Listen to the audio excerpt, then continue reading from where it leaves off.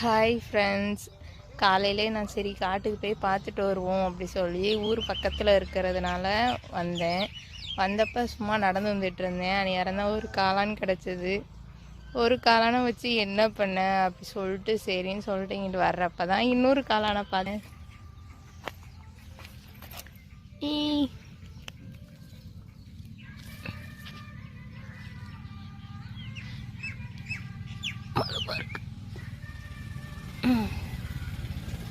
இதை கூட போடுவோம்ல ஏமே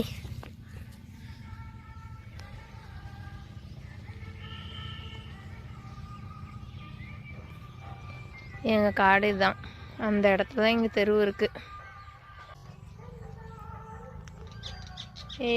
இன்னும் எங்கிட்டாவது இருக்கான்னு போய் பார்ப்போம். பார்த்துட்டு வதக்கி சாப்பிட்றேன். நேற்று பில்லுக்கு போகிறப்போ ஒரு காளான்னு பார்த்தேன். அதை பிடிங்கி ஒரு தாத்தா கிட்ட கொடுத்துட்டேன். ஒன்றை வச்சு என்ன பண்ணுறது அப்படி சொல்லிட்டு.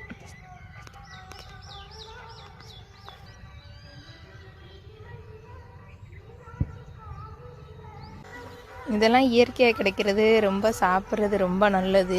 வெங்காயம் மிளகா போட்டு உப்பு போட்டு வதக்கி சாப்பிட்ற வேண்டிதான். 2 கிடைச்சாலும் போதும். அதுக்கப்புறம் வேறு இல்லை. நான் தேடி பார்த்துட்டேன், வேறு இல்லை. Hi friends. காலையிலே நான் சரி காட்டுக்கு போய் பார்த்துட்டு வருவோம் அப்படி சொல்லி ஊர் பக்கத்தில் இருக்கிறதுனால வந்தேன். வந்தப்போ சும்மா நடந்து வந்துட்டு இருந்தேன். அந்நேரம் தான் ஒரு காளான் கிடச்சிது.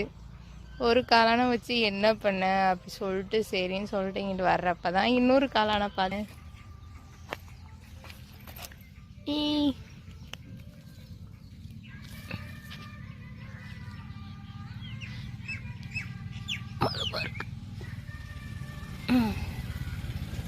இதை கூட போடுவோம்ல ஏமே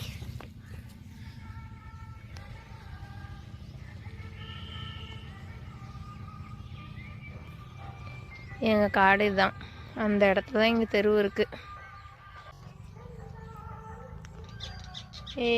இன்னும் எங்கிட்டாவது இருக்கான்னு போய் பார்ப்போம். பார்த்துட்டு வதக்கி சாப்பிட்றேன். நேற்று பில்லுக்கு போகிறப்போ ஒரு காளான்னு பார்த்தேன். அதை பிடிங்கி ஒரு தாத்தா கிட்ட கொடுத்துட்டேன். ஒன்றை வச்சு என்ன பண்ணுறது அப்படி சொல்லிட்டு.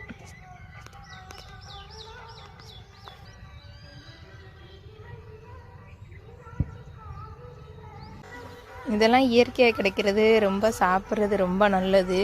வெங்காயம் மிளகா போட்டு உப்பு போட்டு வதக்கி சாப்பிட்ற வேண்டிதான். 2 கிடைச்சாலும் போதும். அதுக்கப்புறம் வேறு இல்லை. நான் தேடி பார்த்துட்டேன், வேறு இல்லை.